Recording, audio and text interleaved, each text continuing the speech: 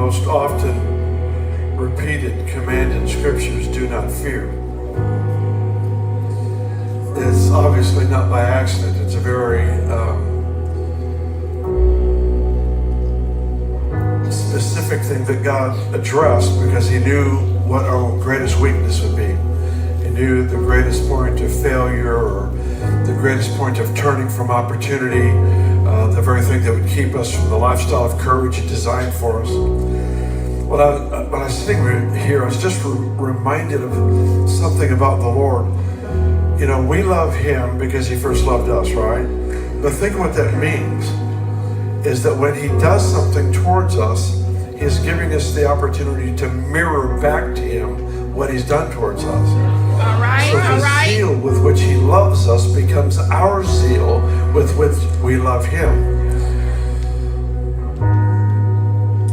I remember when I was just, maybe 18, I remember hearing this prophetic word, and I still remember the word to this day. And it was, if you long for me like I long for you, you will be satisfied. If you long for me like I long for you.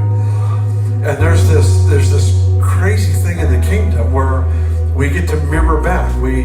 It's not copy, it's responding to, because we have fully received. And when I fully receive something, I have the capacity to mirror back to the same measure and degree that he's loved me. Amen. Perfect love casts out what? Fear.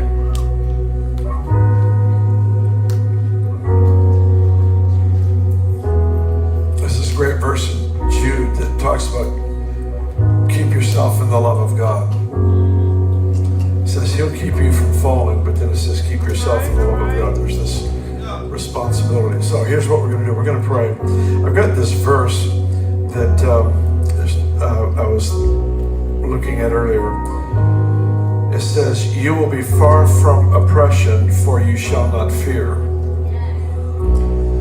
You will be far from oppression. Why? Because you won't fear.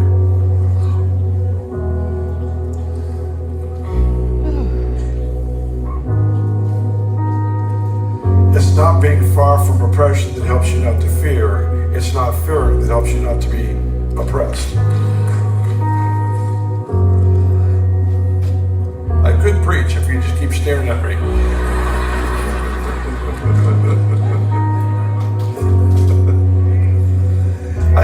I just feel like we're just supposed to be just, they're just like off a duck's back, just the opportunities to fear. Because we become so locked into the love of God for us. We become so convinced of his goodness. You know, the only time I become afraid is when I lose sight of him. You know, if I start evaluating me, that's a good reason to become afraid.